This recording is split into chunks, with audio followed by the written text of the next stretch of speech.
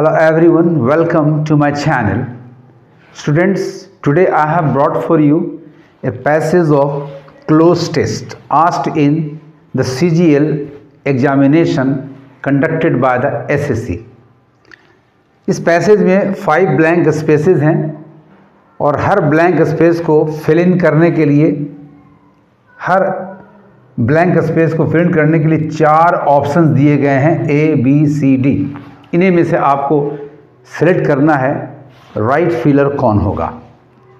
बहुत आसान ट्रिक मैं बताने जा रहा हूँ, आप उसको फॉलो करें और प्रैक्टिस करें, you will be successful in doing it.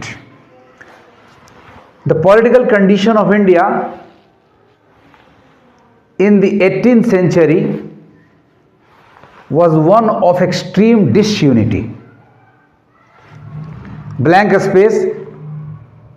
Number 1, the decline of the Mughal Empire. No blank space. Indian power emerged to take its blank space in strength and prestige and to unite the blank space under a central authority. Blank space number 1 के बाद देखिए जो portion आ रहा है, जो part आ रहा है, the decline of the Mughal empire. ये एक फ्रेज है। आइए ऑप्शंस को देखते हैं तो इन फ्रेज लेगा, वेन क्लाउज लेगा, यानी वेन एलिमिनेट हो गया।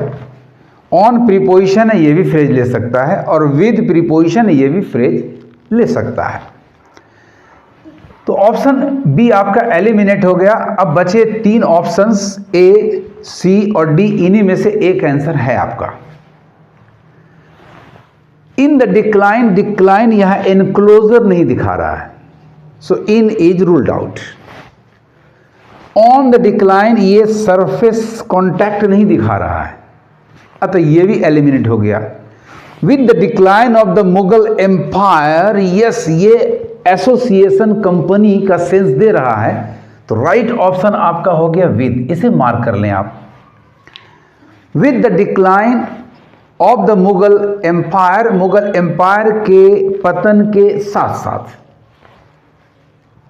नो डैश इंडियन पावर, याद रखिए, no dash Indian power, no और सिंगुलर नाउन के बीच में एक एडजेक्टिव आता है, डिस्ट्रीब्यूटिव एडजेक्टिव अदर। आइए ब्लैंक स्पेस नंबर 2 के ऑप्शंस को देखें हम लोग। तो एक अदर, यस, आपको फर्स्ट में ए में ही मिल गया। 1 होगा नहीं, मोर की यहां जरूरत नहीं है। अनदर तो 1 के साथ ही आता है, 1 पार्ट में 1, द अदर पार्ट में अनदर आता है। तो राइट ऑप्शन आपका हो गया number A, other. No other plus singular noun. No other Indian power emerge to take its, यानी उसका स्थान। डिक्लाइन हुआ तो उसके जगह पर, उसका विकल्प, यानी इसके प्लेस को टेक करने के लिए कोई भी अदर इंडियन पावर इमर्ज नहीं किया, यानी आपका राइट वर्ड है प्लेस। आइए ब्लैंक स्पेस नंबर 3 के ऑप्शंस को एग्जामिन करें। तो नंबर ए में आपका प्लेस आ गया। नीचे ये तो कोई गोपनीय स्थल को कहते हैं, दीवार वगैरह में जो बना होता है। रोल भूमिका होती है, it is not acceptable here. Seat जगह, कुर्सी होती है, बैठने की जगह होती है।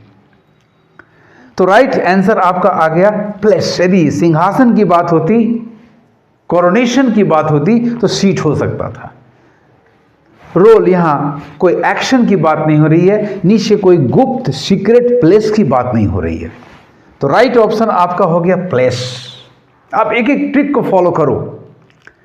To take its place in, किस चीज में, स्थान, in strength and prestige and to unite the under a central authority.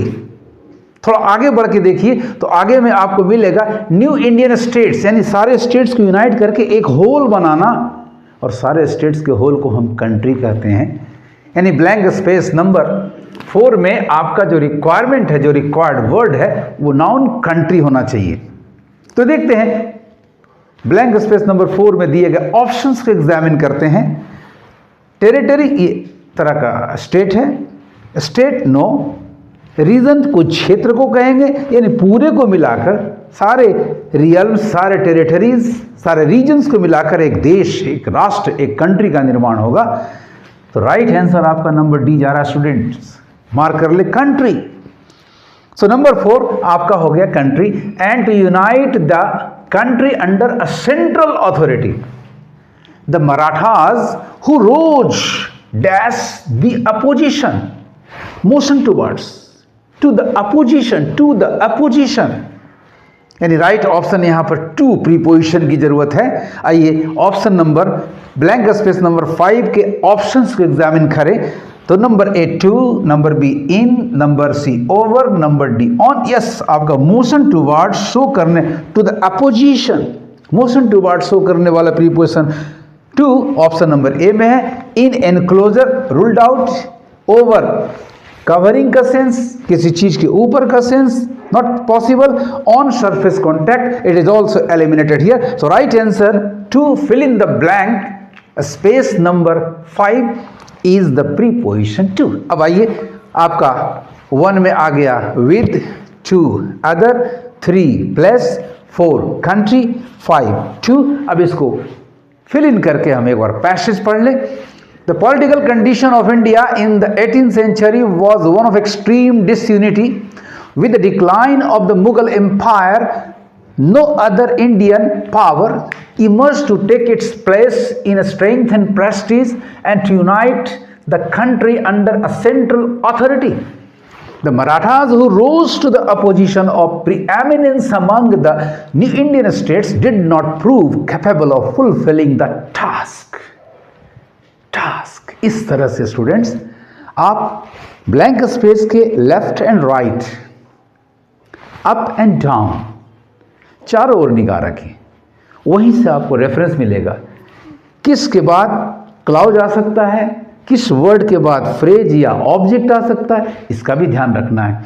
यानी कुल मिलाकर यदि आप ग्रामर का 60% भी नॉलेज अच्छा रखते हैं, स्ट्रांग है, तो इस तरह के सवालों में, क्लोज टेस्ट के क्वेश्चंस में, ऑप्शंस को सेलेक्ट करने में कभी कोई दिक्कत नहीं होगी। यदि आपको मेरा ये वीडियो अच्छा लगा हो तो लाइक करेंगे, शेयर करेंगे, सब्सक्राइब करेंगे और ज़्यादा से ज़्यादा इन ट्रिक्स को फॉलो करके प्रैक्टिस भी करेंगे। Thanks for watching.